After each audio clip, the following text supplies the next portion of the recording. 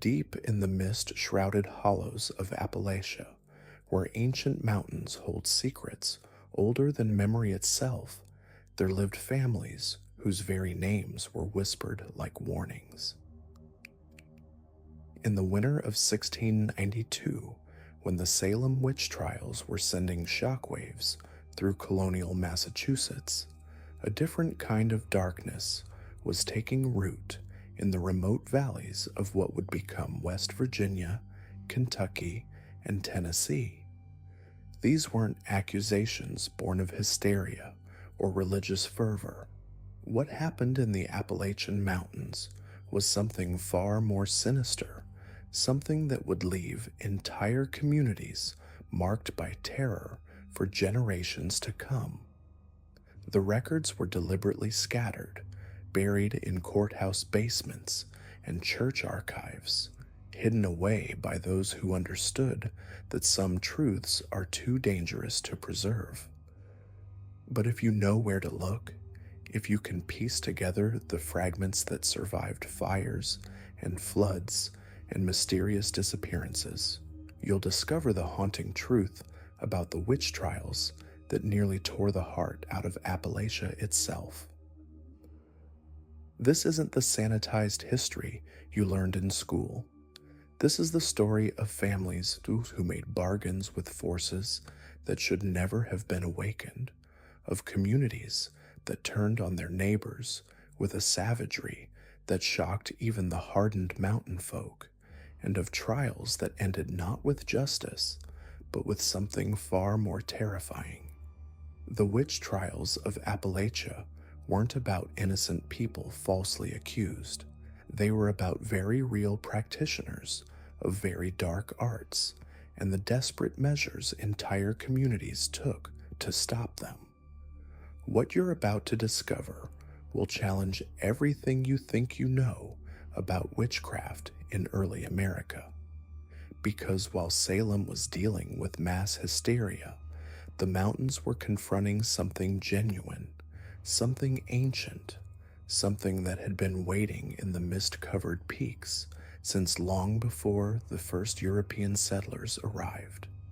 And the consequences of those trials, the blood that was spilled and the curses that were spoken, still echo through these mountains today.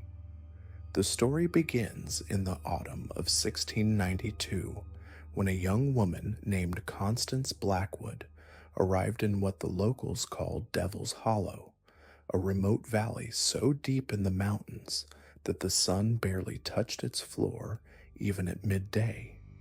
She came alone, carrying nothing but a leather satchel and claiming to be a widow seeking refuge from the witch trials that were consuming Massachusetts. The mountain folk, suspicious by nature but not entirely heartless, allowed her to build a small cabin near the creek that ran through the valley's center.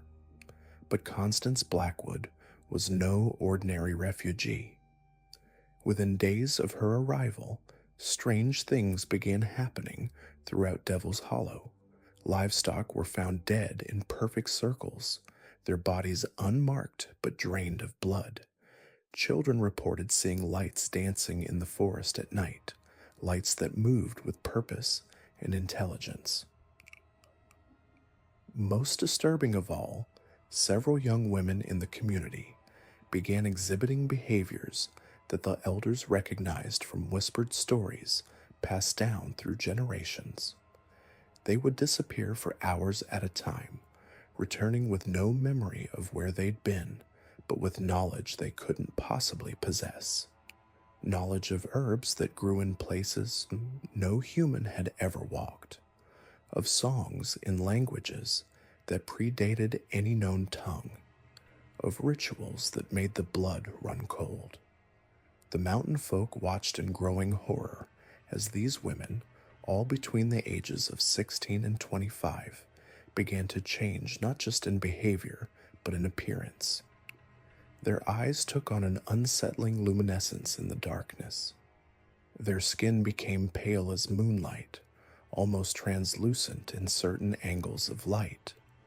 Most unnervingly, They seemed to age backwards, wrinkles disappearing, gray hair returning to its original color, as if they were drawing vitality from some unnatural source.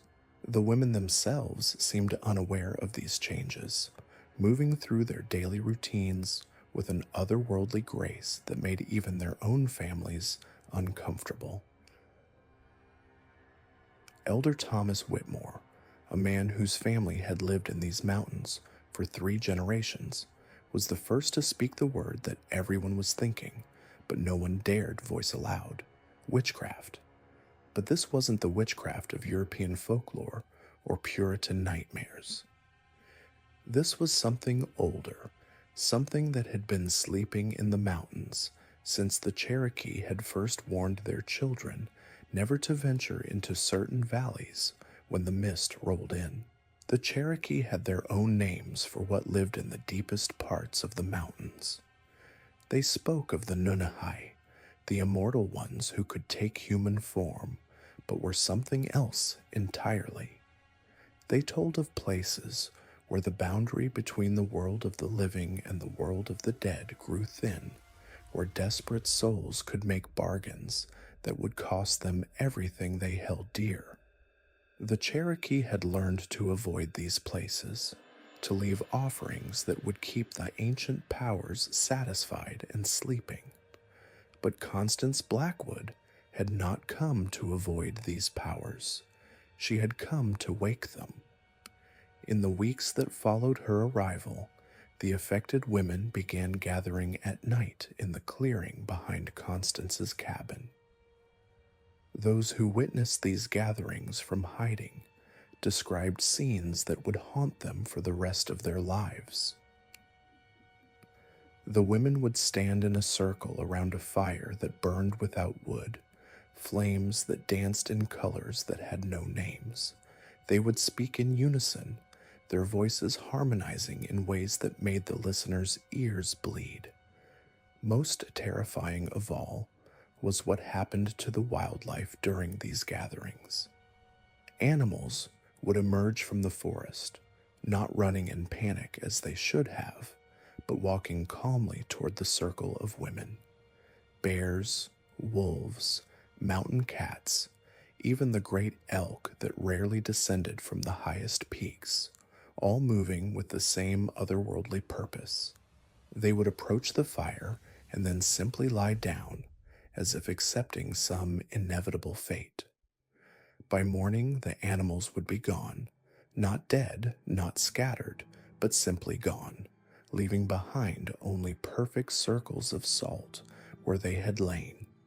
The women would return to their homes with no memory of the night before, but each time they seemed more distant from their human lives, more connected to something else entirely.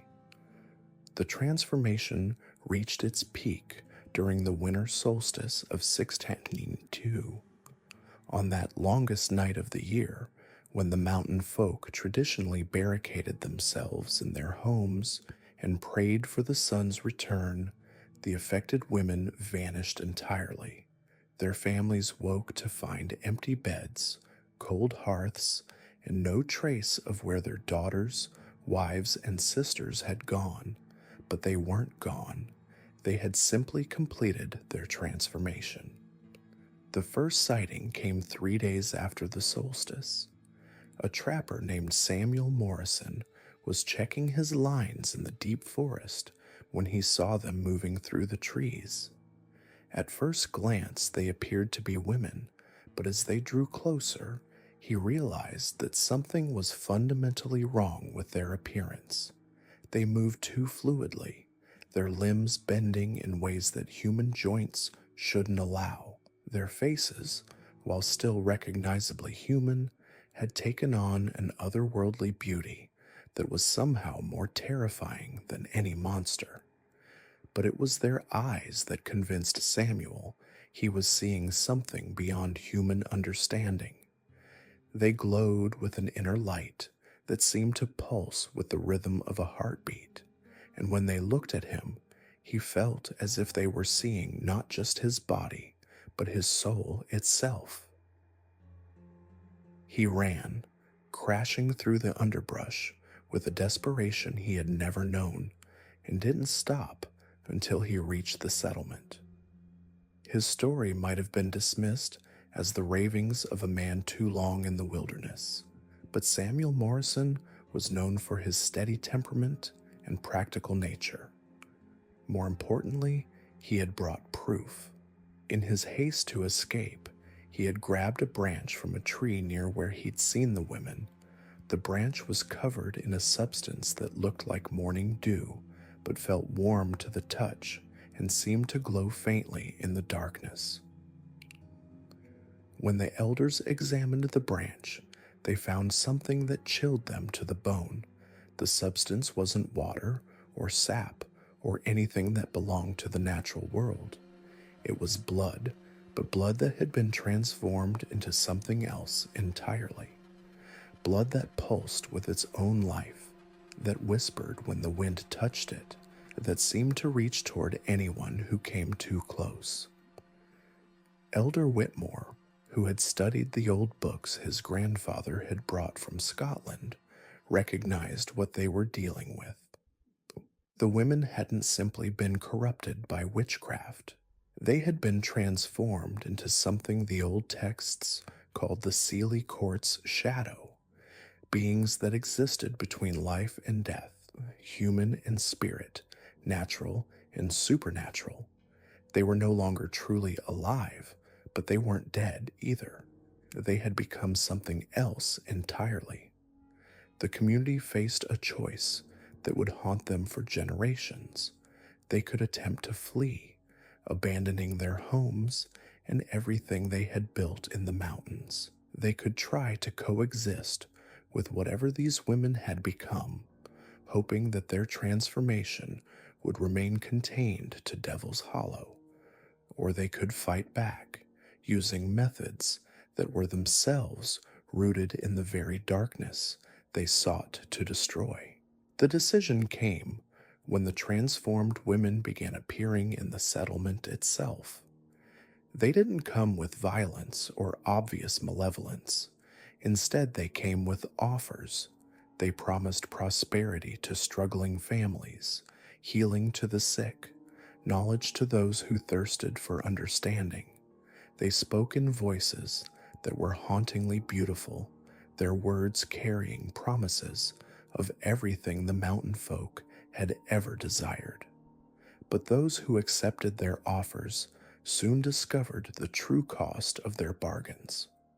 The prosperity came at the expense of their neighbors, as crops failed everywhere except on the blessed land. The healing came with a hunger that could never be satisfied, as the cured found themselves craving things that no human should desire. The knowledge came with visions that drove men to madness, showing them truths about the world that were too terrible for mortal minds to comprehend.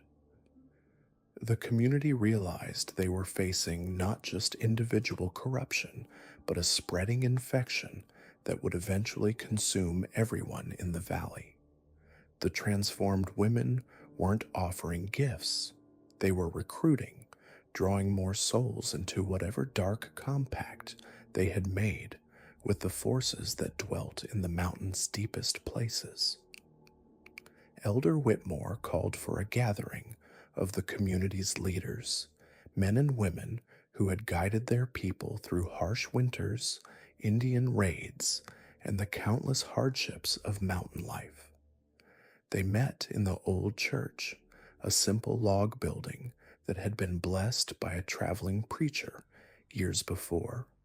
But even in that sacred space, they could feel the influence of what was happening in the valley, a pressure that seemed to press against the walls and whisper through the gaps in the logs. The discussion that followed would be remembered as the darkest hour in the community's history. They spoke of methods that violated everything they believed about justice and mercy, of actions that would stain their souls but might save their children. They talked through the night, praying for guidance that seemed slow in coming, wrestling with choices that had no good answers. By dawn, they had reached their decision. They would hold trials, not to determine guilt or innocence, but to find a way to sever the connection between the transformed women and whatever power had claimed them. These wouldn't be trials in any conventional sense. They would be rituals, ceremonies designed to either restore the women to their human nature, or, if that proved impossible, to prevent their corruption from spreading further. The trials would begin with the next new moon, when the mountain folk believed the barrier between worlds was thinnest and their efforts might have the greatest chance of success. They would need to act quickly before the transformation spread to others, before whatever dwelt in the mountains grew strong enough to extend its influence beyond Devil's Hollow. But as they prepared for what was to come, none of them realized that they were about to unleash something far worse than anything they had yet encountered. The trials that were meant to save their community would instead tear it apart, pitting neighbor against neighbor, family against family, in a conflict that would leave scars on the mountains themselves. The witch trials of Appalachia were about to begin, and before they ended, they would claim not dozens of lives, but hundreds, transforming the entire region into a place where the old powers walked openly, and the line between the living and the dead became permanently blurred. What followed would make the Salem witch trials look like a mere hysteria by comparison. Because in the mountains of Appalachia, the witches were real, the danger was genuine, and the price of stopping them would be higher than anyone could have imagined. As winter tightened its grip on the Appalachian valleys in 1693, the true horror of what Constance Blackwood had awakened began to reveal itself. The transformed women who had vanished during the solstice did not simply disappear into the mist. They returned, changed, hungry, and they brought with them something far more ancient and terrible than the mountain folk could have ever imagined. The first sign came 3 days after the winter solstice, when young Thomas Hartwell ventured into the woods to check his rabbit snares. He found them empty, but more disturbing were the tracks surrounding each trap. Human footprints, but wrong somehow. The toes were too long, the heel too narrow, and they seemed to press deeper into the frozen earth than any normal person's weight should allow. Following the trail, Thomas discovered something that made his blood run cold. The tracks led to a massive oak tree, then simply vanished 20 feet up the trunk, as though whoever made them had simply walked up the bark like a spider. That same night, the Hartwell family heard singing from the forest. Not the familiar hymns of their community, but something older, in a language that seemed to bypass the ears and vibrate directly through bone and marrow. The melody was beautiful and terrible, calling to something primal in their souls.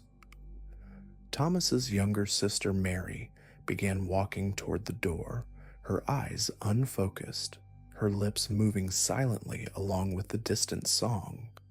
Only her mother's firm grip kept her from stepping into the snow-covered darkness. By the new year, the pattern became clear. The disappeared women were not gone. They had become something else entirely.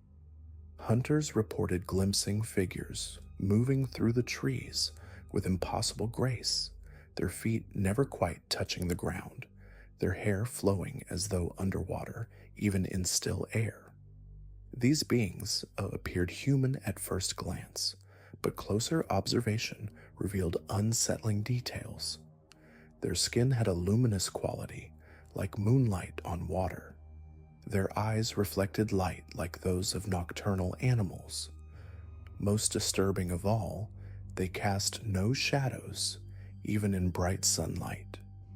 The Cherokee who remained in the region began avoiding the area entirely.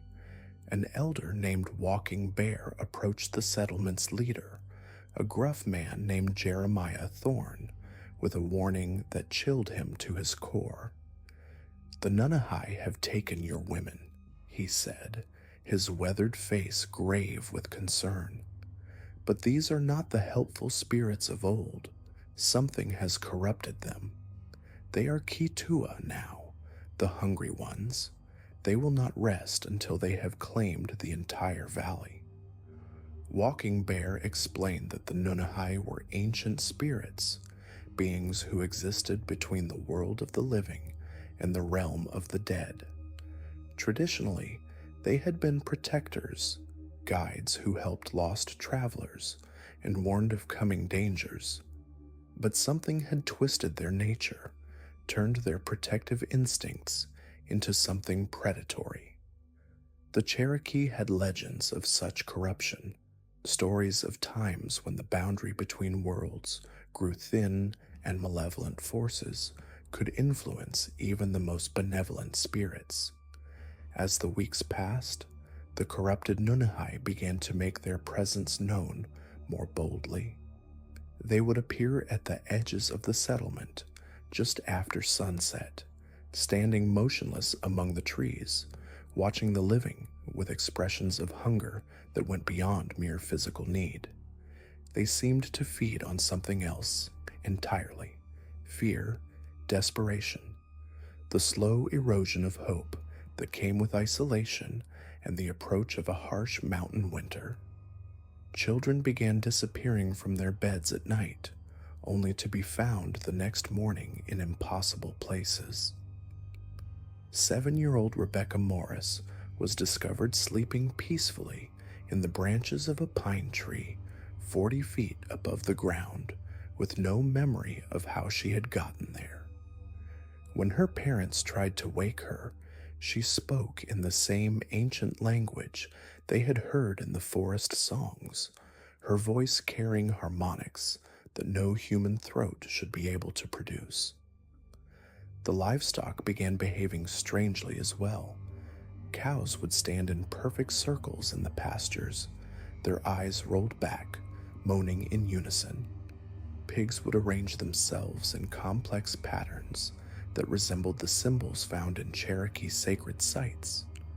Chickens would lay eggs with shells that seemed to shift and move when no one was looking directly at them. Most disturbing of all, the animals would sometimes be found completely drained of blood, but with no wounds or signs of violence. Elder Thorne called a community meeting in the small log church that served as the settlement's spiritual center.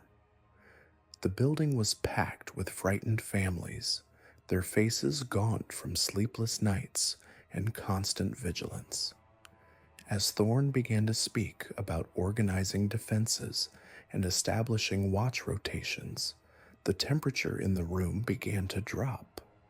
Breath became visible in the suddenly frigid air, and the candles flickered as though touched by an unfelt wind. Then they heard it, the singing. But this time, it was coming from inside the church. The voices seemed to emanate from the walls themselves, a harmony so complex and beautiful that several people began to weep. The melody spoke of loneliness, spanning centuries, of spirits trapped between worlds, of a hunger that could never be satisfied. As the song reached its crescendo, the wooden walls began to pulse like a heartbeat, and the congregation realized with growing horror that they were not hearing multiple voices, but a single entity that could somehow sing in perfect harmony with itself. The singing stopped abruptly, leaving behind a silence so complete that it seemed to absorb sound rather than merely lack it. Then, from the darkness beyond the windows, came the sound of footsteps. Not the heavy boots of the settlement's men, but the soft, measured steps of bare feet on frozen ground. The footsteps circled the church slowly, deliberately, as though whatever was out there was studying the building and its occupants. A child's voice, sweet and innocent, called out from the darkness, "Mama, Papa, why won't you come play with us? We're so lonely out here." The voice belonged to Sarah Blackwood, one of the first women to disappear. But Sarah had been 30 years old when she vanished, a mother of 3. The voice they heard was that of a child, yet it carried an ancient weight that made the words feel like a trap. More voices joined the first, all the disappeared women, but each speaking with the cadence and tone of children. They called to their families, their friends, their lovers. They spoke of wonders beyond imagination, of freedom from pain and hunger and fear. They promised that the cold would never touch them again, that they would never grow old or sick or die. All they had to do was step outside, just for a moment, just to see. Several members of the congregation began to rise from their seats, their eyes distant and unfocused. Thorne and the other men had to physically restrain them as they moved toward the doors with the slow, inevitable pace of sleepwalkers. The voices outside grew more insistent, more pleading, and the temperature continued to drop until ice began forming on the inside of the windows. It was then that Constance Blackwood herself appeared. She materialized not outside with the others, but inside the church, standing at the altar as though she had always been there. The congregation gasped and drew back, but she raised a hand in a gesture that was both greeting and warning. She looked exactly as she had when she first arrived in the valley, but her presence now carried an authority that made the air itself seem to thicken around her. "You called to powers you do not understand," she said, her voice carrying easily through the suddenly silent church. "I sought refuge from the madness of Salem, but I brought something far worse with me. The Cherokee were right to fear this place. The boundary between worlds has always been thin here, and I have torn it wide open." She gestured toward the windows, where shadows moved with purposeful intent. "What you see outside are not your loved ones. They are echoes, fragments of souls caught between life and death, or the true spirits, the Nunehi, have been corrupted by something that has waited in the deep places of these mountains since before humans walked the earth. It feeds on the boundary between worlds, growing stronger each time that boundary is crossed." Constance's form began to flicker, becoming translucent. "I am caught between as well, neither fully alive nor completely dead. I can feel its hunger, its desire to spread beyond these mountains and consume everything in its path. It whispers to me of cities that will fall, of oceans that will boil, of a world where the living and the dead exist in the same space, where reality itself becomes fluid and malleable." The voices outside grew louder, more insistent. The children's pleas became demands, then threats. The windows began to crack from the cold, and through the fractures the congregation could see eyes watching them. Not human eyes, but something that reflected light like oil on water, ancient and hungry and patient. "There is a way to stop this," Constance continued, her voice growing fainter as her form became more ethereal. "But it requires a sacrifice that may damn us all. The Cherokees speak of a ritual, a way to seal the boundary permanently. But it requires the willing sacrifice of someone who exists in both worlds, someone like me. She looked directly at Thorn, her eyes now glowing with the same unnatural light they had seen in the forest. But I am not strong enough alone. The corruption has taken too much of me. I need the help of others who have been touched by the boundary, the children who have been taken and returned. They still carry a piece of the other world within them. Together, we might be able to close what I have opened. The temperature in the church continued to drop, and the voices outside began to change. The childlike pleas became something else entirely. Deep, resonant tones that spoke of geological time, of mountains rising and falling, of civilizations that had existed before humanity and would exist long after. The true voice of whatever slept in the deep places of the earth, now awakened and hungry. Choose quickly, Constance whispered, her form now barely visible. The boundary weakens further with each passing moment. Soon, it will be too late for any ritual, any sacrifice. The corruption will spread beyond these mountains, and the world will become a place where the living and the dead walk together, where reality bends to the will of things that should not exist. The church shuddered as something massive struck the walls from outside. The corrupted Nunnehi were no longer content to simply wait and call. They were beginning to force their way in, and the building's blessed walls were all that stood between the congregation and in fate worse than death. Elder Thorn looked around at his community, at the faces of people who had trusted him to lead them to safety, and had instead found themselves trapped in a nightmare beyond imagination. The children who had been taken and returned sat huddled with their families, their eyes reflecting the same unnatural light that flickered in Constance's gaze. They were the key to stopping this horror, but using them would mean condemning them to whatever fate awaited those who existed between worlds. Outside, the voices of the corrupted Nunnehi rose to a crescendo that made the church walls vibrate like a struck bell. The boundary between worlds was weakening with each passing second, and soon the choice would be made for them. The ancient hunger that slept in the mountains was awakening, and it would not be satisfied with just one small settlement in the Appalachian wilderness.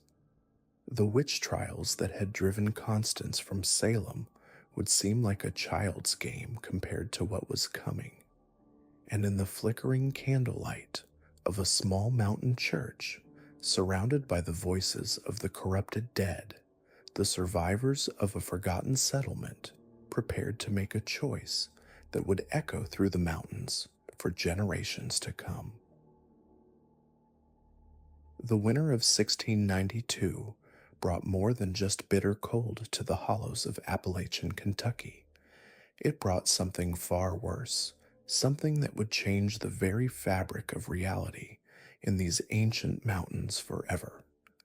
The corrupted spirits that Constance Blackwood had awakened were no longer content to simply influence the living.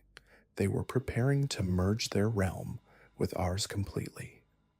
Elder Thomas Whitmore recorded in his journal during those dark months, "The boundary grows thinner each night.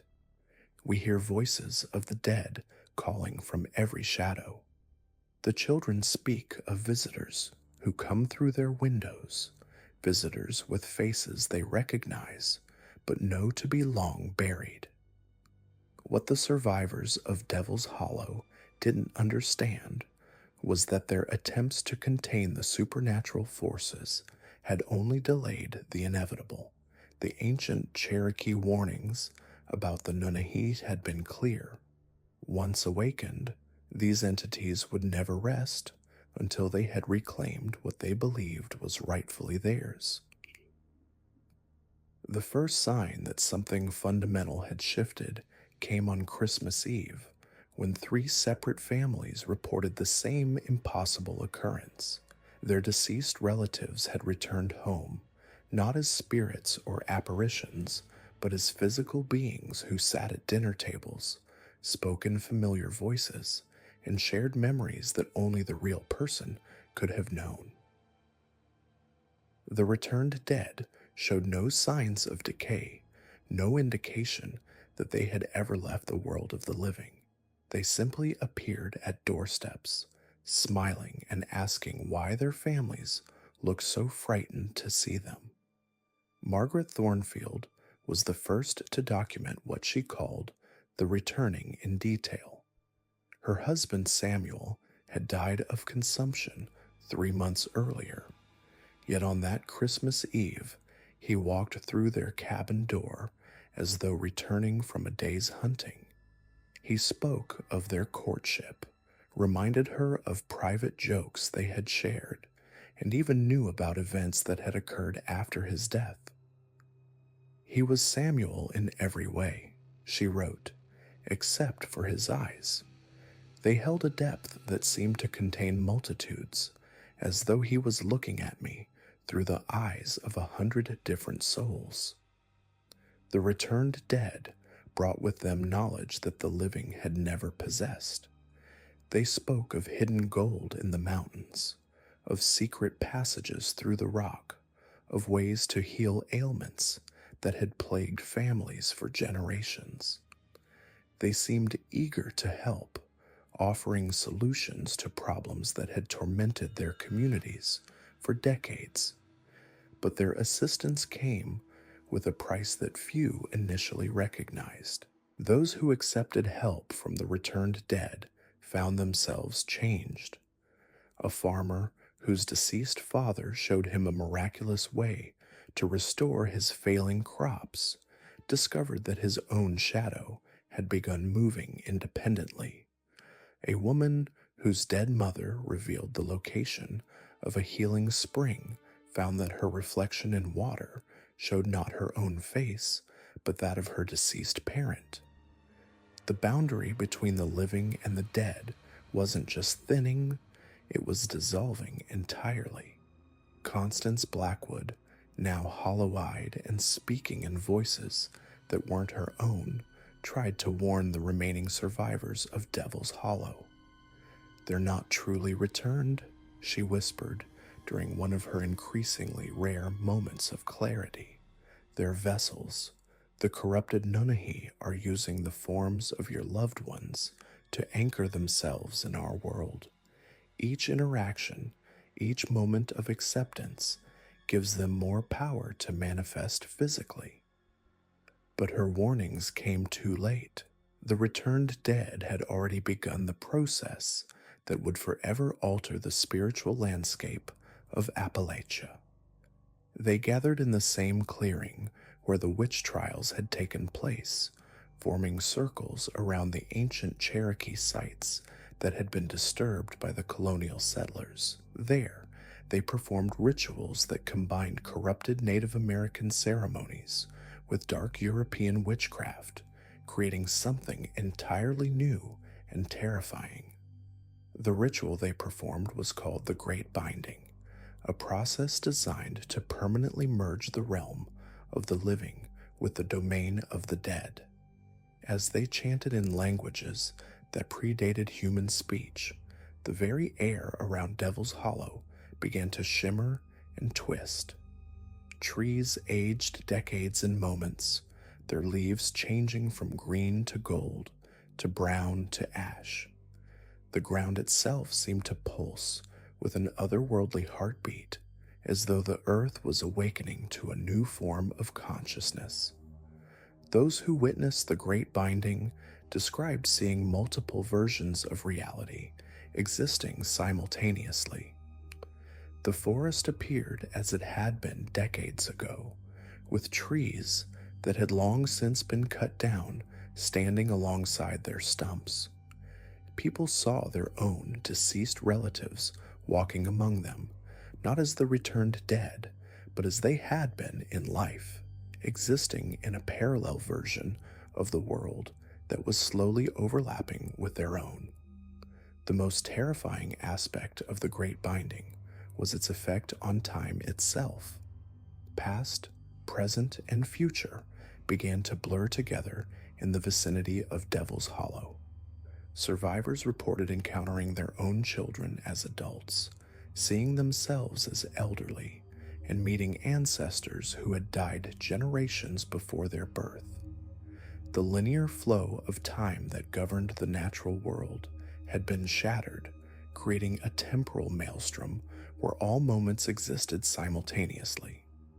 As the ritual reached its climax, the corrupted Nunahai finally revealed their true forms. They were not the benevolent spirits of Cherokee legend, but something far more ancient and malevolent. These entities had existed in the spaces between worlds since before human consciousness had emerged, feeding on the boundary between life and death. The Cherokee had not worshipped them, but had instead created elaborate rituals to keep them contained, understanding that their awakening would threaten the very fabric of existence. The entities appeared as constantly shifting amalgamations of shadow and light, taking on the forms of every person who had ever died in the region.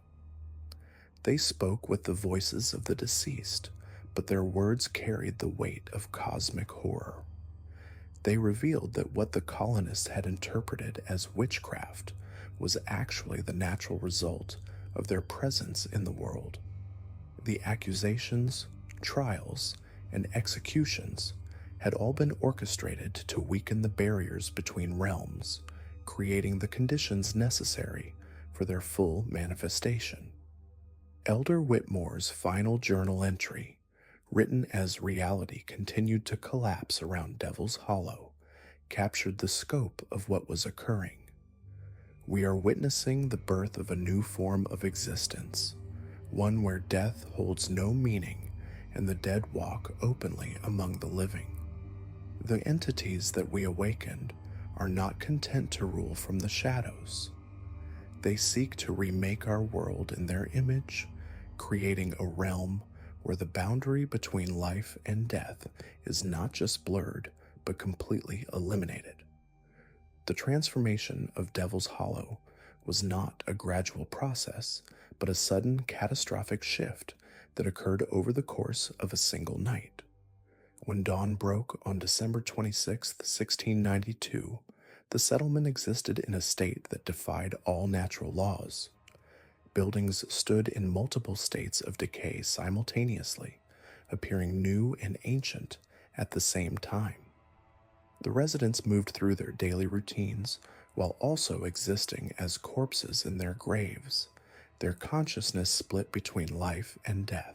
The few survivors who managed to escape Devil's Hollow before the transformation was complete carried with them accounts of a place that had become something beyond human understanding. They spoke of seeing their own deaths played out before them, of conversing with versions of themselves from different timelines, of witnessing the birth and death of the universe occurring simultaneously in the space above the settlement. But the influence of the Great Binding extended far beyond the boundaries of Devil's Hollow. The disruption of natural laws began to spread throughout the Appalachian region, creating pockets of supernatural activity that would persist for centuries. These areas became known as thin places, locations where the boundary between worlds remained permanently weakened, allowing entities from other realms to manifest with relative ease. The spreading influence manifested in different ways throughout the mountains. In some areas, time moved at different rates, with travelers entering valleys only to emerge days later, believing only minutes had passed. Other regions experienced what locals called ghost seasons, where the area would suddenly shift to a different time of year, complete with appropriate weather and vegetation before returning to normal without explanation. The most disturbing effect was the emergence of echo people, individuals who appeared to be normal residents of mountain communities, but who were actually manifestations of the corrupted Nunnehi. These beings possessed complete memories of the people they impersonated and could maintain their disguises for years or even decades. They integrated seamlessly into communities, married, had children, and lived seemingly normal lives while slowly spreading their influence. The echo people served as anchors for the entity's continued presence in the physical world. Through them, the corrupted Nunnehi could observe and manipulate human society, gradually preparing for the day when they would no longer need to hide their true nature. They were particularly drawn to positions of authority and influence, becoming ministers, judges, and community leaders who could shape the spiritual and social development of their regions. As the 18th century progressed, the supernatural influence that had begun in Devil's Hollow evolved into something more subtle but equally pervasive. The entities learned to work within the framework of human society rather than against it, using existing institutions and beliefs to further their goals. They influenced the development of certain religious practices, encouraging interpretations of Christianity that emphasized communication with the dead and the blurring of boundaries between the physical and spiritual worlds. The corrupted Nunnehi also began to influence the folklore and cultural practices of the region, ensuring that stories of their activities would be passed down through generations in forms that made them seem like harmless local legends, rather than warnings of genuine supernatural threats. They encouraged the development of mountain traditions that actually served their purposes, such as specific funeral rites that weakened the boundary between life and death, and seasonal celebrations that occurred at times when their power was strongest. The long-term effects of the Great Binding created a supernatural ecosystem throughout Appalachia, where the normal rules of existence were permanently altered. Certain bloodlines became more susceptible to supernatural influence, passing down abilities and curses through generations. Some families developed the ability to see through the veils between worlds, while others became unwitting servants of the entities, carrying out their will without conscious awareness of their actions. The landscape itself bore the scars of the supernatural transformation. Certain mountain peaks became focal points for otherworldly energy, serving as beacons that attracted entities from across the dimensional spectrum. Valleys that had been touched by the spreading influence of Devil's Hollow became permanent sanctuaries for beings that existed between life and death, creating havens where the supernatural could manifest without the constraints that limited them in the normal world. As the influence of the corrupted Nunnehi spread, it began to attract other supernatural entities that had been dormant in the region for millennia. Ancient spirits that had been bound by Cherokee rituals found their prisons weakening, allowing them to escape and add their own chaotic influence to the supernatural maelstrom that was transforming Appalachia. The region became a convergence point for otherworldly forces, a place where the normal laws of physics and reality held less sway than in the outside world. The transformation of Devil's Hollow and its spreading influence throughout Appalachia represented more than just a local supernatural phenomenon. It was the beginning of a fundamental shift in the relationship between the physical and spiritual worlds, one that would have consequences extending far beyond the mountain communities where it originated. The entities that had been awakened by the witch trials were not content to remain hidden in the shadows of history. They were actively working to reshape reality itself, creating a new world where death was not an ending, but a transformation, where the boundary between the living and the dead was not a barrier, but a doorway. The legacy of those dark winter nights in 1692 continued to echo through the centuries, manifesting in ways that seemed disconnected from their supernatural origins, but were actually part of a larger pattern of otherworldly influence. The corrupted Nunnehi had learned patience, understanding that their ultimate goal of merging the realms of the living and dead would require centuries of careful preparation and subtle manipulation. The true horror of what began in Devil's Hollow was not just the immediate transformation of a single community, but the realization that it represented the first step in a cosmic scale plan to remake the entire world in the image of the entities that existed between life and death. The witch trials had been merely the catalyst for something far more profound and terrifying: the gradual erosion of the barriers that kept the world of the living separate from the realm of the dead. The great binding had torn the veil between worlds, but what emerged from that cosmic wound was far more terrible than the original families could have imagined. As the 19th century dawned across Appalachia, the corrupted energies that had been unleashed began to settle into the very bones of the mountains, creating new forms of supernatural influence that would reshape the region's destiny for generations to come. In the decades following the catastrophic ritual, scattered survivors who had witnessed the transformation carried with them a terrible knowledge.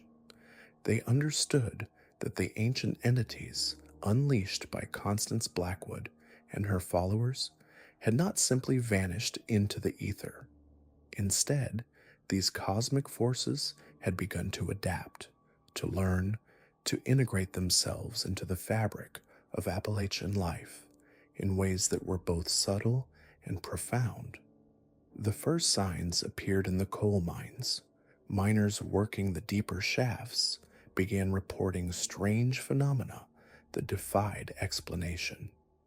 Tunnels that had been thoroughly mapped would suddenly extend further than their blueprints indicated. Equipment left overnight would be found rearranged in impossible configurations, as though something had been experimenting with human tools. Most disturbing of all, the coal itself began to exhibit unusual properties. Geologists examining samples from certain mines found that the carbon structures contained microscopic formations that resembled symbols, as though the very process of coal formation had been influenced by an intelligence that operated according to non-human principles. When burned, this coal produced flames that cast shadows in directions that violated the laws of physics, and the smoke carried whispers in languages that predated human speech. The mountains themselves began to change. Surveyors attempting to map the region discovered that certain peaks would appear on their instruments at different heights depending on the phase of the moon. Valleys that had been thoroughly documented would sometimes vanish entirely from maps, only to reappear weeks later in slightly different locations. The very geography of Appalachia was becoming fluid, responsive to forces that operated beyond the constraints of normal reality. Wildlife in the region underwent disturbing transformations.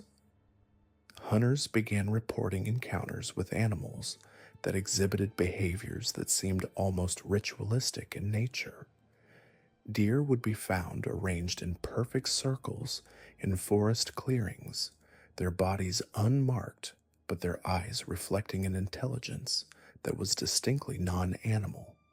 Birds would fly in patterns that resembled the geometric designs found in the ancient texts, their formations maintaining perfect symmetry across vast distances. The plant life proved equally affected. Botanists studying Appalachian flora discovered species that shouldn't have been able to survive in the region's climate. These plants exhibited characteristics that seemed to bridge the gap between the organic and the supernatural.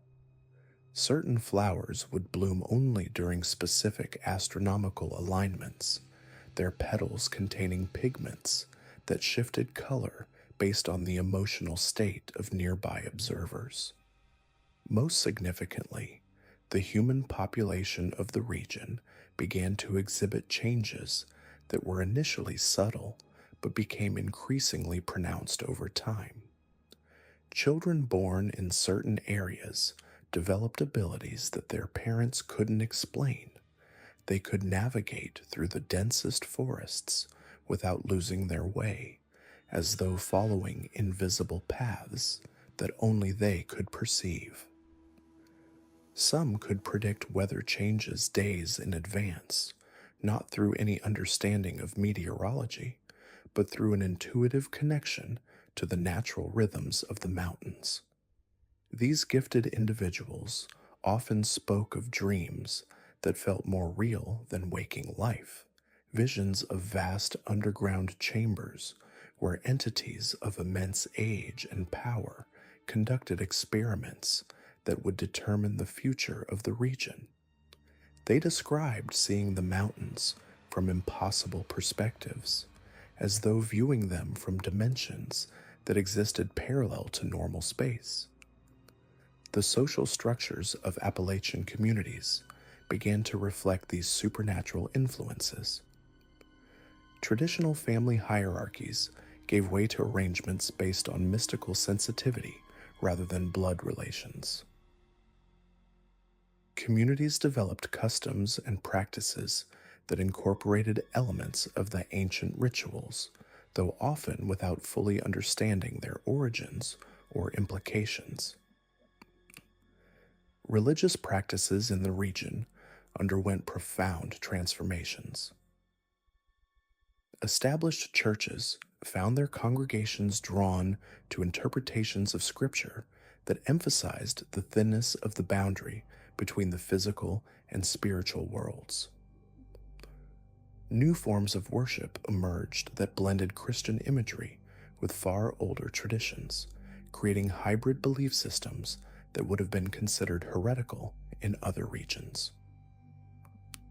The economic development of Appalachia became inextricably linked to these supernatural forces. Mining operations that acknowledged and worked with the strange properties of the region prospered, while those that ignored or fought against them inevitably failed.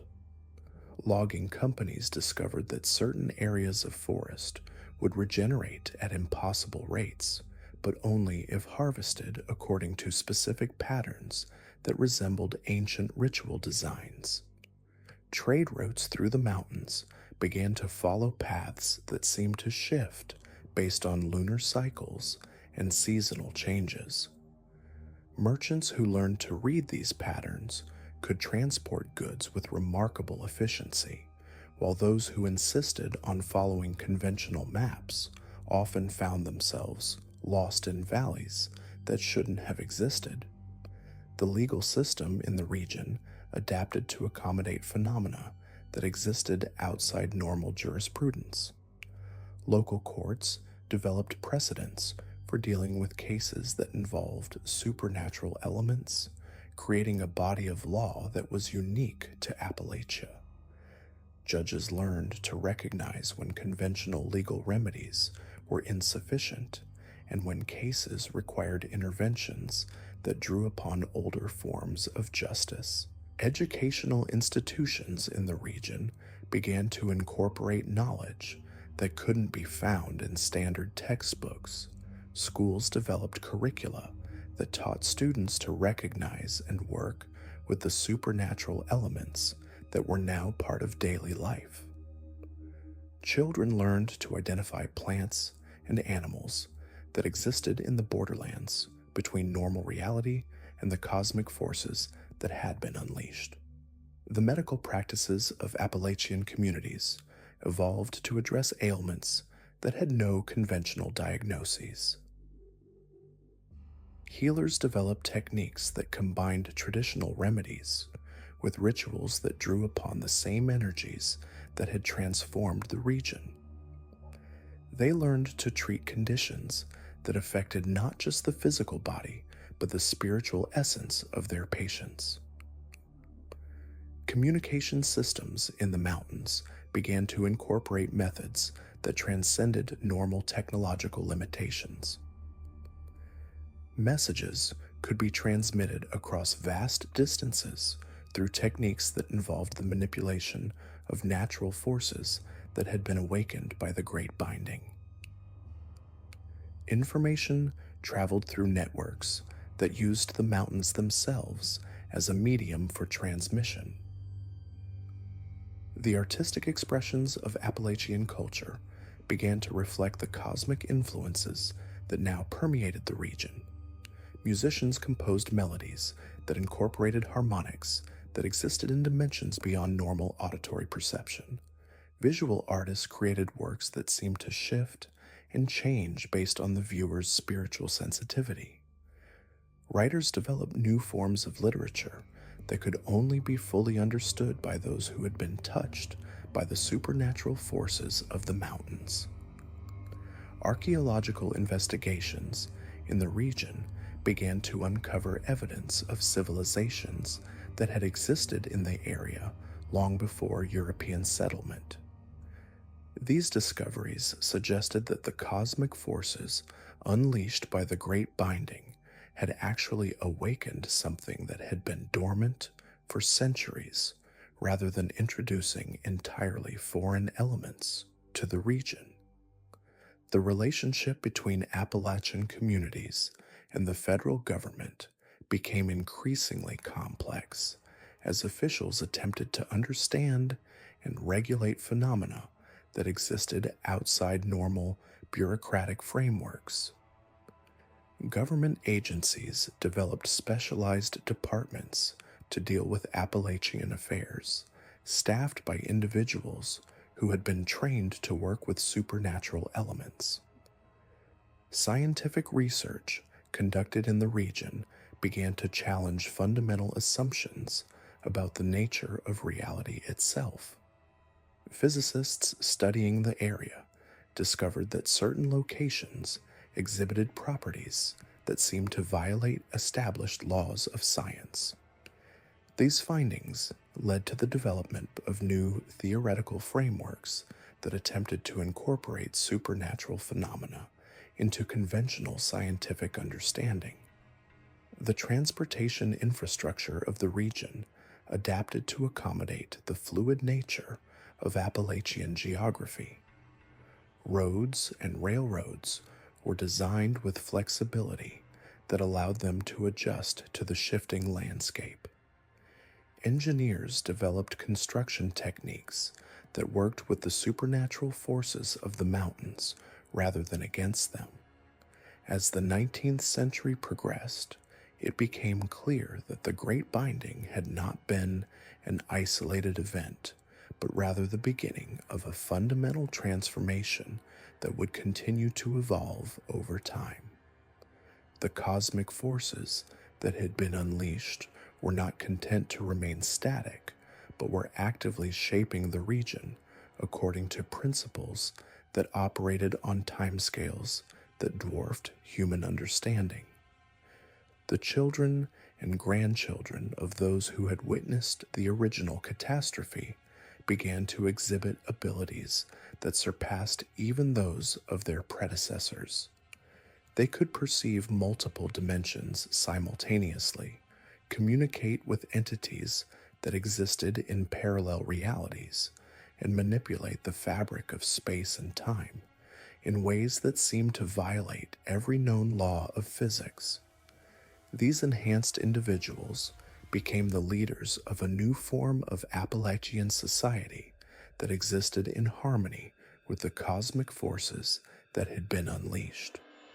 They developed technologies that combined conventional engineering with supernatural energies, creating innovations that would have seemed impossible to earlier generations. The mountains themselves began to exhibit signs of consciousness, responding to the thoughts and emotions of the human population in ways that suggested a form of collective intelligence was emerging. This mountain consciousness seemed to be guiding the development of the region towards some ultimate purpose that remained hidden from normal human perception. As the century drew to a close, it became apparent that Appalachia had become something unprecedented in human history, a region where the boundaries between the natural and supernatural had been permanently dissolved, creating a new form of reality that would serve as a bridge between the world as it had been and the world as it was destined to become. The legacy of Constance Blackwood and the Great Binding had evolved far beyond its original parameters, establishing Appalachia as a nexus point where cosmic forces would continue to reshape reality according to principles that transcended human understanding. The mountains had become a living laboratory where the future of human consciousness itself was being determined by forces that had waited eons for the opportunity to emerge from the shadows and begin their great work of transformation. The Echo people weren't always that way. Once they were mothers, farmers, children playing in mountain streams. But the awakening changed everything. The ancient forces that had stirred in Devil's Hollow centuries ago had been patient, methodical, working through bloodlines and landscapes with supernatural precision. By the dawn of the 20th century, their influence had spread like roots through every hollow, every ridge, every forgotten valley of Appalachia. The transformation wasn't sudden. It began with dreams that felt more real than waking life. Families would report shared visions, entire bloodlines experiencing identical nightmares of descending into caverns that pulsed with malevolent intelligence. Children would wake speaking in tongues that predated any known language, their words carrying harmonics that made glass crack and milk sour. The land itself began to respond differently to human presence, as though it had developed a consciousness that remembered every drop of blood spilled upon it. What emerged was a new kind of existence, a merger between human consciousness and the cosmic entities that had been stirring beneath the mountains since time immemorial. These beings, these Echo people, retained fragments of their former humanity while serving as vessels for intelligences that operated according to laws older than physics. They moved through the world with purpose that defied human understanding, carrying out tasks that seemed random to observers, but followed patterns that would only become clear generations later. The first documented encounter with an Echo person occurred in 1903, when a geological survey team investigating unusual mineral formations in the Cumberland Mountains discovered what they initially believed to be a mining camp. The structures were built from materials that shouldn't have existed, stone that appeared to have been grown rather than carved, wood that remained warm to the touch despite being cut from trees that had been dead for decades. The inhabitants welcomed the survey team with hospitality that felt rehearsed, as though they had been expecting visitors for years. Dr. Harrison Blackwell, the expedition's leader, noted in his journal that the residents possessed an unsettling quality that took him days to identify. They never blinked in unison. When one person's eyes closed, another's would open, as though they were taking turns maintaining constant observation. Their conversations flowed with unnatural precision, each person picking up sentences where others left off, completing thoughts that hadn't been spoken aloud. Most disturbing was their relationship with time itself. They would reference events that hadn't yet occurred with the same casual certainty with which they discussed the weather. The survey team remained for 3 weeks, documenting what they believed to be a unique Appalachian community that had developed unusual social customs due to isolation. It was only after they departed that the true nature of their hosts became apparent. The photographs they had taken showed empty buildings. The geological samples they had collected crumbled to dust the moment they were removed from the mountain environment. The detailed maps they had drawn depicted terrain that didn't match any known geographical features. More unsettling were the changes the team members experienced upon returning to civilization. Dr. Blackwell found himself unable to sleep in enclosed spaces, driven by an inexplicable compulsion to spend his nights outdoors under open sky. His assistant, Thomas Mitchell, developed an uncanny ability to predict weather patterns weeks in advance, often abandoning planned expeditions just hours before unexpected storms struck.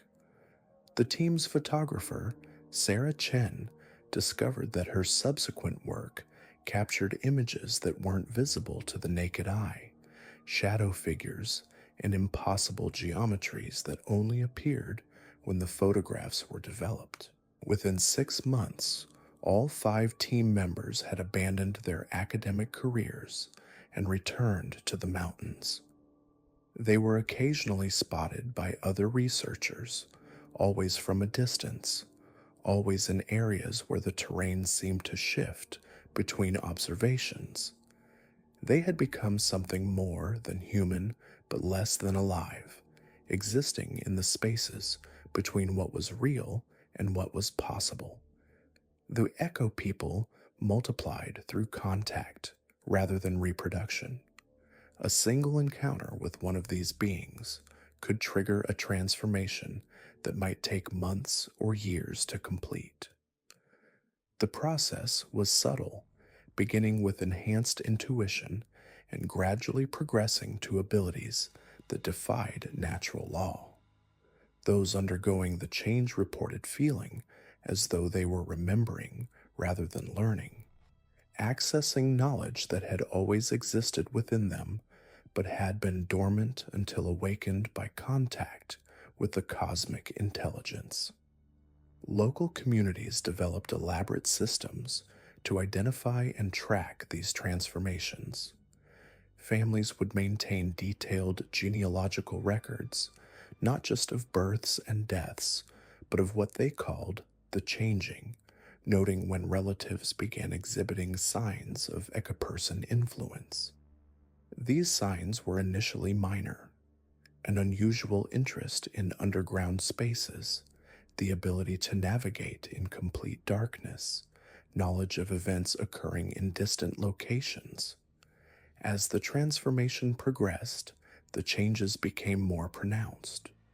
Echo people lost the ability to feel physical pain in the conventional sense, though they retained awareness of damage to their bodies. They could survive injuries that would kill ordinary humans, their flesh healing according to principles that medical science couldn't explain. Their blood, when examined under microscopes, contained structures that resembled both organic cells and crystalline formations, pulsing with faint luminescence that intensified during certain lunar phases. More disturbing was their relationship with death itself. Echo people didn't die in any recognizable sense. When their bodies ceased functioning, they would simply fade from view over the course of several days, leaving behind only impressions in the ground where they had lain. These impressions remained warm for months afterward, and sensitive individuals reported hearing whispers emanating from the earth at these locations. The cosmic entities that had created the Echo people were using them to reshape reality itself on a fundamental level. Each transformed human became a living anchor point, a node in a vast network that was gradually rewriting the laws of physics within the Appalachian region. The mountains themselves were becoming something unprecedented, a landscape where consciousness and matter intersected in ways that challenged the basic assumptions of existence. Government agencies began taking notice as reports of unusual phenomena reached levels that could no longer be dismissed as folklore. The newly formed Bureau of Supernatural Investigation dispatched teams to investigate what they initially classified as potential national security threats. These investigations invariably ended in failure, not because the phenomena couldn't be documented, but because the evidence itself proved unstable. Photographs would show different images each time they were viewed. Audio recordings would contain sounds that human ears couldn't detect, but that drove listeners to madness when played at certain frequencies. The Echo people seemed to exist partially outside of time, appearing simultaneously in multiple locations and retaining memories of events that had occurred in alternate versions of reality. They would reference conversations that had never happened, describe in detail the contents of buildings that had never been constructed, and demonstrate intimate knowledge of people they had never met. This temporal displacement created cascading effects throughout the region as the past, present, and future began to blur together. Local historians attempting to document the phenomenon discovered that historical records were changing spontaneously. Documents that had been stable for decades would suddenly contain new information, written in inks that matched the age of the paper but described events that no living person remembered witnessing. Family Bibles would gain additional entries. Genealogical records would expand to include names that appeared in no other sources, and official government documents would reference departments and procedures that had never existed. The Echo people themselves seemed unaware of their role in these reality distortions. When questioned, they would respond with answers that felt truthful but contradicted observable facts. They would describe their lives and experiences with perfect clarity, providing details that could be verified up to a point before the verification process itself would break down. It was as though they existed in a state of perpetual becoming, their identities shifting based on the needs of the cosmic intelligence that had claimed them. By 1920, entire communities had undergone the transformation. Towns would appear normal to casual observation, but extended interaction with the residents would reveal the underlying changes. Children would play games that followed rules that seemed to change mid-game, yet all participants understood and adapted to these shifts instinctively. Adults would conduct business transactions using currency that appeared genuine but couldn't be spent outside the immediate area. Religious services would incorporate elements that belonged to no known faith tradition, yet participants would sing hymns in perfect harmony despite having never heard the melodies before. The Echo people had become something unprecedented in human history, a population that existed simultaneously in multiple states of reality. They retained enough human consciousness to interact with the unchanged world while serving as conduits for intelligences that operated according to cosmic principles. Through them, the ancient forces were conducting an experiment in consciousness itself, testing the boundaries between individual identity and collective awareness. The experiment was succeeding beyond the entity's original parameters. The Echo people were developing capabilities that surprised even their cosmic manipulators. They began demonstrating the ability to influence probability itself, causing unlikely events to occur with suspicious frequency. Weather patterns would shift in response to their emotional states. Electronic devices would malfunction in their presence, but the malfunctions would produce results that were somehow more useful than the original intended functions. Most remarkably, the Echo people were beginning to reproduce these effects in others without direct contact. Simply being in areas where they had spent significant time would trigger minor reality distortions in sensitive individuals. The phenomenon was spreading through resonance rather than infection, as though the cosmic intelligence was learning to work through the landscape itself rather than requiring human vessels. The transformation of Appalachia had reached a critical threshold.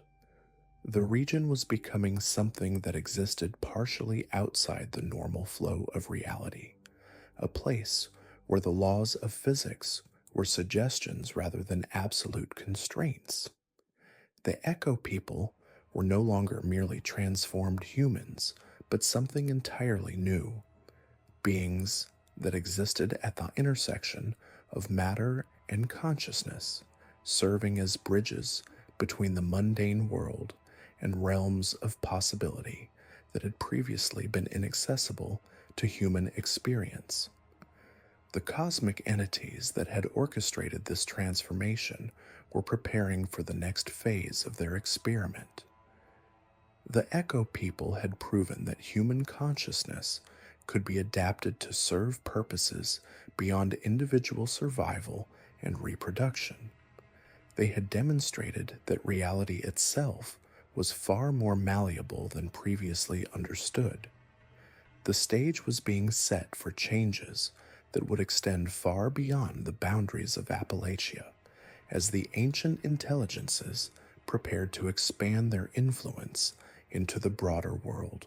The mountains had become a laboratory for consciousness itself, and the Echo people were both the subjects and the instruments of an experiment that would determine the future nature of human existence. The boundaries between the possible and the impossible were dissolving, and something unprecedented was being born from the collision of human awareness and cosmic intelligence. The town of Briarfield's children began displaying unusual behaviors in late 1923, behaviors that would eventually lead to the most disturbing discovery in Appalachian history. Children who had always been obedient and predictable started waking before dawn, walking in single file lines toward the deep woods, their eyes reflecting moonlight like nocturnal creatures.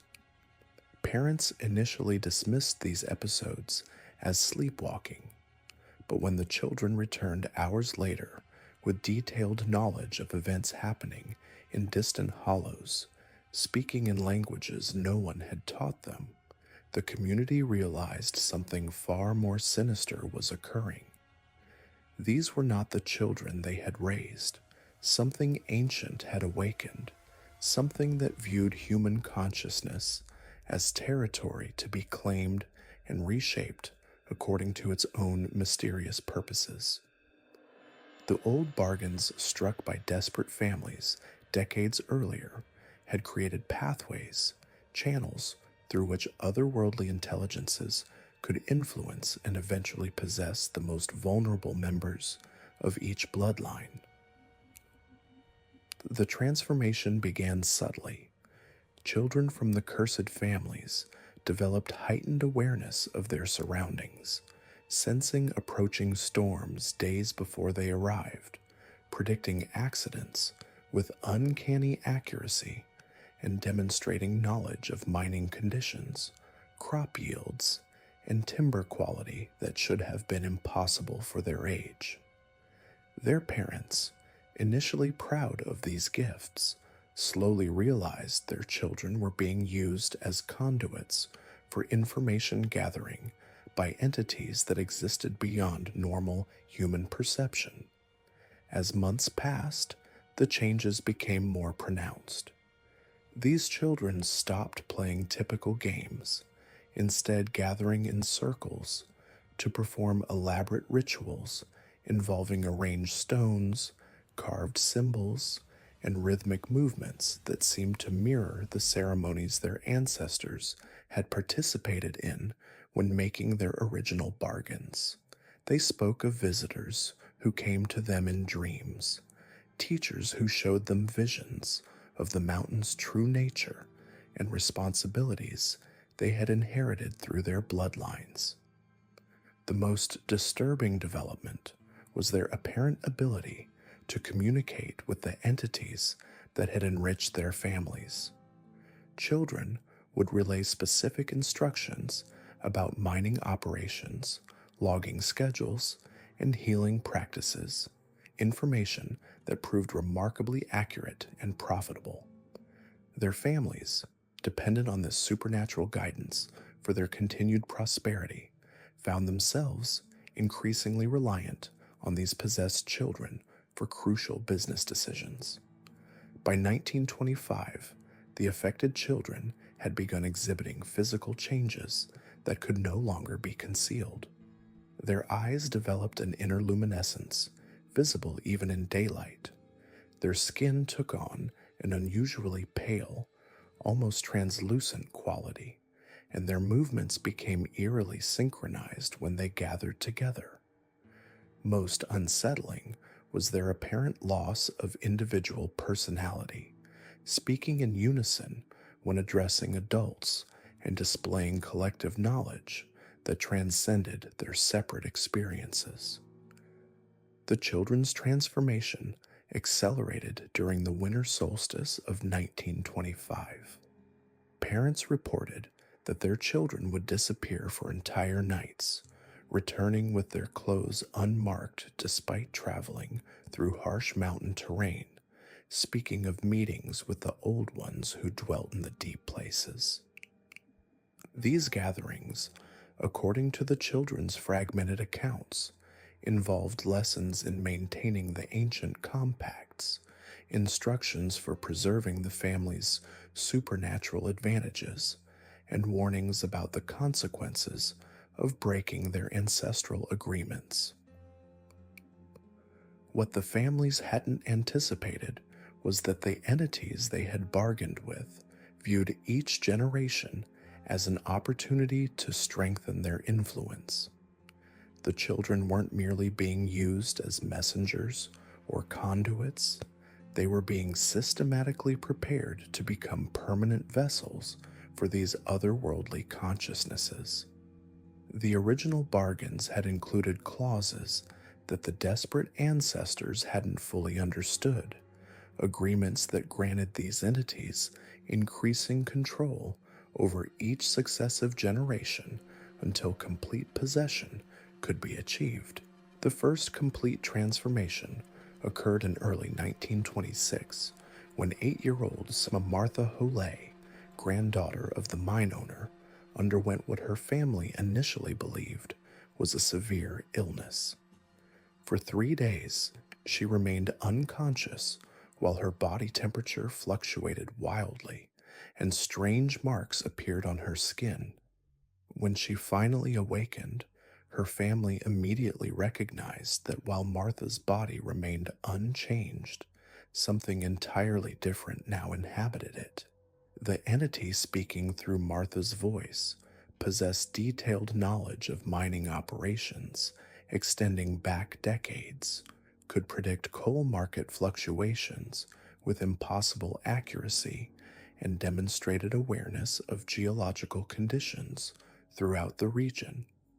More disturbing, it spoke of the other children in their group, referring to them as siblings in service and describing their collective mission to maintain the supernatural prosperity their families had grown dependent upon.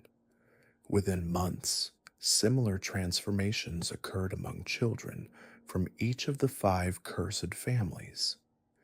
The entities inhabiting these young bodies coordinated their activities with precision that suggested a unified intelligence operating through multiple vessels. They would arrive at family gatherings with synchronized messages, coordinate business decisions across different industries, and demonstrate collective knowledge that encompassed everything from mining conditions to timber quality to market trends. The possessed children retained enough of their original personalities to avoid detection by outsiders, but their families quickly learned that their children's bodies now housed ancient intelligences with their own agenda. These entities demanded specific rituals be maintained, required regular offerings of blood and valuable objects, and insisted that the families expand their operations according to plans that served purposes beyond mere human prosperity. As the children matured physically while remaining spiritually possessed, they began exerting increasing control over their family's operations.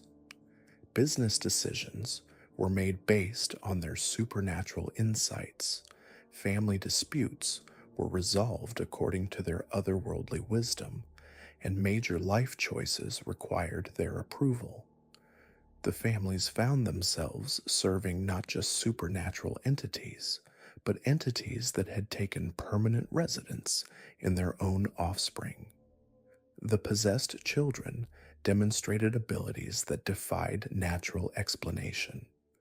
They could sense the emotional states of family members from great distances, predict accidents and illnesses before symptoms appeared, and coordinate activities across the different family territories with no apparent communication between them.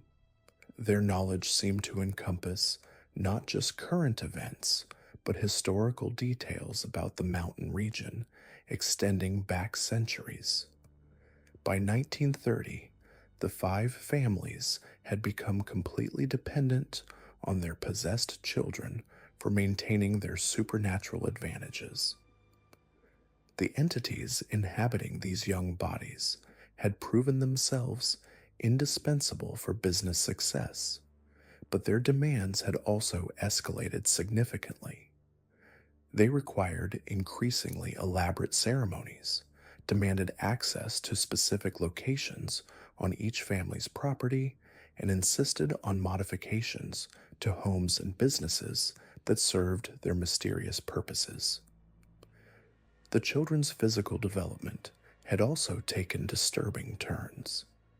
Despite aging normally in most respects, they displayed unusual characteristics that became more pronounced over time. Their eyes reflected light in ways that suggested different internal structures. Their skin remained unnaturally pale regardless of sun exposure, and their movements maintained an eerie synchronization that was particularly noticeable when they gathered together. Most troubling was their apparent immortality. As the original possessed children reached what should have been old age, they showed no signs of physical deterioration. Their bodies seemed to have been fundamentally altered by the entities inhabiting them, transformed into permanent vessels capable of housing these otherworldly consciousnesses indefinitely. The entity's long-term plan became clear as decades passed. They were using the possessed children to gradually expand their influence throughout the region, establishing networks of supernatural control that extended far beyond the original 5 families. Each generation brought new opportunities for possession, new vessels through which these ancient intelligences could manipulate human affairs according to their incomprehensible agenda. The possessed children began recruiting others, identifying individuals whose desperation or ambition made them susceptible to the same bargains their ancestors had struck. They would appear at moments of crisis, offering solutions that required only small sacrifices, minor compromises that would eventually lead to complete spiritual enslavement. Their recruitment efforts were subtle but systematic, designed to gradually expand their influence without attracting unwanted attention. By the 1940s, the 5 families had become the center of a growing network of supernaturally influenced individuals throughout the Appalachian region. The possessed children, now adults but still housing the same ancient entities, served as coordinators for this expanding web of otherworldly control. They maintained contact with dozens of families who had made similar bargains, ensuring that the supernatural prosperity continued flowing while the entity's influence grew stronger. The network operated through a complex system of favors and obligations that bound participants together in ways that transcended normal human relationships. Families who had received supernatural assistance were expected to provide services to other network members, creating a web of interdependence that made escape increasingly difficult. The possessed children monitored these relationships carefully, ensuring that the network's growth served the entity's mysterious purposes. As the network expanded, the possessed children began displaying new abilities that suggested their transformation was still ongoing. They could apparently share consciousness across vast distances, coordinate activities without any apparent communication, and access knowledge that existed outside normal human experience. Their individual personalities had largely dissolved, replaced by aspects of a collective intelligence that viewed human affairs from a perspective that transcended individual concerns. The entity's ultimate goal remained unclear, but their systematic expansion of influence suggested preparation for some larger purpose. They had transformed the Appalachian region into a testing ground for their abilities, using human desperation and ambition to create a network of willing servants who would facilitate whatever agenda these ancient intelligences intended to pursue. The possessed children, now spanning multiple generations, had become the permanent administrators of this supernatural kingdom. They maintained the illusion of normal human society while orchestrating a complex system of otherworldly control that influenced everything from business decisions to personal relationships. Their presence ensured that the ancient bargains would never be broken, that the supernatural prosperity would continue flowing, and that the entity's influence would expand with each passing generation. The mountain region had become something unprecedented in human history, a place where otherworldly intelligences had successfully integrated themselves into human society through a network of possessed vessels and willing servants. The boundaries between natural and supernatural had dissolved completely, creating a new form of existence that served purposes beyond human comprehension. The possessed children continued their work, patient and methodical, preparing for the next phase of their entity's plan. They had successfully demonstrated that human consciousness could be claimed and reshaped, that entire communities could be brought under supernatural control, and that the barriers between dimensions could be permanently dissolved. Their success in the Appalachian Mountains was merely the beginning of a much larger transformation that would eventually encompass regions far beyond these ancient peaks. The convergence accelerated after the millennium turned. The 5 cursed bloodlines had spent over a century weaving their supernatural contracts into the fabric of Appalachian society.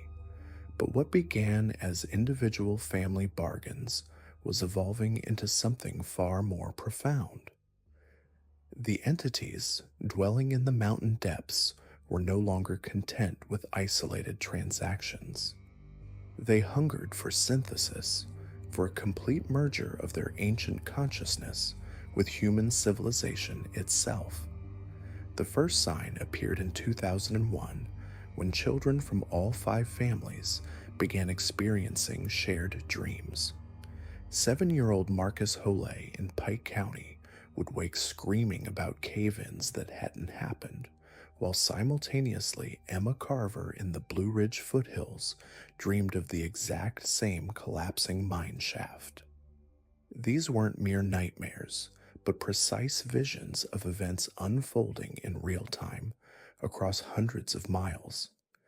The dreams intensified until the children could no longer distinguish between sleeping and waking states, their consciousness existing simultaneously in multiple locations. By 2003, the phenomenon had spread beyond the original bloodlines. Children throughout Appalachia reported identical nightmares of vast underground chambers where shadowy figures performed rituals around pools of liquid darkness. They spoke of hearing the same haunting melodies that seemed to bypass their ears and vibrate directly through their bones. Most disturbing were the shared memories that weren't their own, recollections of events from decades past, witnessed through the eyes of people they'd never met. The regional psychiatric hospitals couldn't explain the epidemic of what they termed collective dissociative episodes. Children would arrive speaking in languages that linguists couldn't identify, their pupils dilating in rhythmic patterns that matched no known neurological condition. They drew identical symbols on walls using materials that shouldn't have been available to them, intricate glyphs that hurt to look at directly and seemed to shift when viewed peripherally. Dr. Sarah Chen, a child psychologist at Appalachian Regional Medical Center, began documenting the patterns in 2004. Her private notes revealed her growing alarm as she realized the affected children were demonstrating knowledge of geological formations, mining operations, and historical events they couldn't possibly have learned through conventional means. More unsettling, they exhibited physical changes, enhanced night vision, the ability to navigate in complete darkness, and an uncanny sensitivity to underground vibrations. The breakthrough came when Dr. Chen discovered that the children could communicate telepathically, but only about specific topics related to the mountains themselves. They shared a collective awareness of every mining operation, every logging site, every construction project that disturbed the ancient earth. When questioned about this knowledge, they would respond in unison with phrases like, "The mountain remembers," or "The deep ones are stirring." The phenomenon wasn't limited to children. Adults throughout the region began reporting inexplicable compulsions to visit specific locations during certain lunar phases. They described feeling drawn to abandoned mine shafts, particular groves of trees, or remote caves where they would find themselves participating in rituals they couldn't remember planning. Upon returning home, they would discover new objects in their possession: carved stones, twisted metal fragments, or vials containing substances that defied chemical analysis. Local law enforcement struggled to classify these incidents. Officers would respond to reports of trespassing or vandalism, only to find perfectly ordinary citizens who claimed no memory of their actions. The individuals weren't under the influence of drugs or alcohol, showed no signs of mental illness, and often held responsible positions in their communities. They simply couldn't explain why they'd felt compelled to leave offerings at specific locations, or why they'd participated in gatherings they couldn't consciously recall. The regional economy began reflecting these supernatural influences in subtle but measurable ways. Businesses owned by the five families continued their unnatural prosperity, but now their success was spreading to associates, employees, and even casual customers. A grocery store that exclusively sold Thornton Energy products saw its sales triple despite the company's limited market presence. A restaurant that served vegetables grown in former Hole mining territory became inexplicably popular, with patrons driving hundreds of miles for meals they described as transformative but couldn't adequately explain. Insurance companies noted statistical anomalies in the region that defied actuarial models. Accidents, illnesses, and natural disasters seemed to follow patterns that correlated with the lunar calendar and proximity to the five families' historical territories. Areas that had been touched by their supernatural bargains experienced either remarkable good fortune or devastating misfortune, with no middle ground between extremes. The technological infrastructure began exhibiting strange behaviors. Cell phone towers would occasionally broadcast signals that weren't generated by any known source, transmitting audio that resembled the rhythmic tapping reported from sealed mine shafts. Radio stations would briefly air programming in unknown languages during overnight hours, with content that seemed to consist entirely of geographical coordinates and dates. Internet service providers recorded data traffic to servers that didn't exist, massive uploads occurring simultaneously from devices throughout the region. Environmental scientists documented biological changes that shouldn't have been possible. Forest growth patterns had shifted, with certain species thriving in areas where they'd never naturally occurred, while others vanished entirely from their traditional habitats. The soil composition in a 100-mile radius around the five families' territories had been subtly altered, containing mineral deposits that geological surveys had never recorded. Water sources showed trace elements that resembled no known compounds, substances that seemed to enhance plant growth while causing unusual behavioral changes in wildlife. The most profound transformation occurred within the human population itself. Genetic studies revealed that people who had lived in the region for multiple generations were developing subtle but consistent physiological adaptations. Their bone density increased, their nervous systems showed enhanced sensitivity to electromagnetic fields, and their sleep patterns synchronized with underground geological activity. These changes weren't random mutations, but appeared to be directed evolutionary responses to environmental pressures that conventional science couldn't identify. Children born after 2005 exhibited these traits more dramatically. They demonstrated exceptional spatial awareness, particularly regarding underground structures and cave systems. Their hearing extended into frequency ranges that allowed them to detect sounds from deep within the earth. Most remarkably, they showed an intuitive understanding of geological instability, automatically avoiding areas where mine collapses or sinkholes would occur weeks or months later.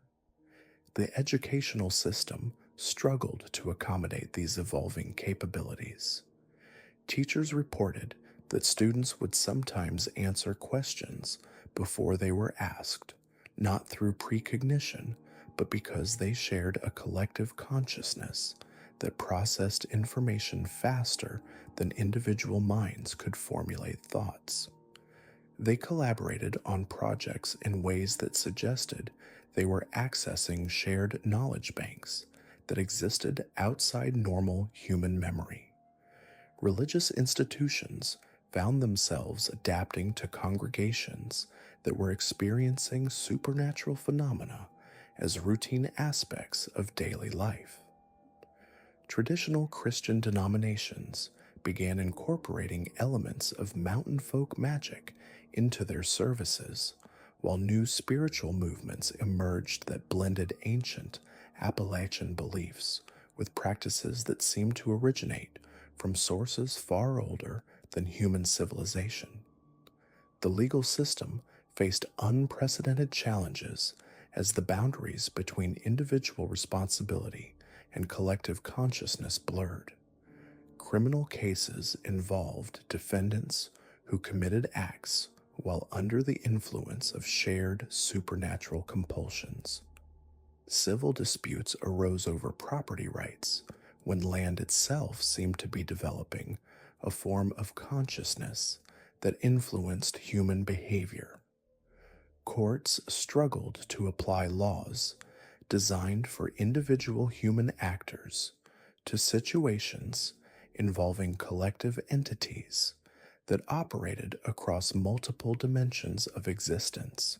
By 2010, the five families' influence had evolved beyond their original supernatural contracts into something resembling a new form of human civilization. The entities they had bargained with were no longer external forces demanding payment, but integrated aspects of a transformed society that operated according to principles that transcended normal physical laws. The children of this new generation spoke casually of visiting the deep places in their dreams, of receiving guidance from voices that echoed from within the mountains themselves. They described a vast network of consciousness that connected every living thing in the region, a collective awareness that encompassed human thoughts, animal instincts, plant growth patterns, and the slow geological processes that shaped the landscape itself. This transformation hadn't gone unnoticed by outside observers. Federal agencies began monitoring the region with increasing concern, though their investigations consistently yielded results that defied conventional explanation. Satellite imagery showed geographical features that shouldn't exist, electromagnetic readings that violated known physical laws, and population behaviors that suggested the emergence of a genuinely alien form of human society. The most disturbing discovery came from deep geological surveys that revealed the true scope of the changes occurring beneath the mountains. The ancient tunnel systems and caverns that had been the source of the original supernatural bargains had expanded into a vast subterranean network that spanned multiple states.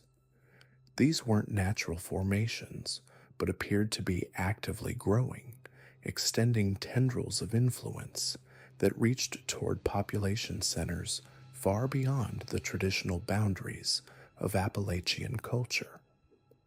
The entities dwelling in these depths were no longer content with their mountain territory. They had successfully integrated with human consciousness and were now expanding their influence through the transformed population, using them as vessels to carry their alien awareness into the wider world.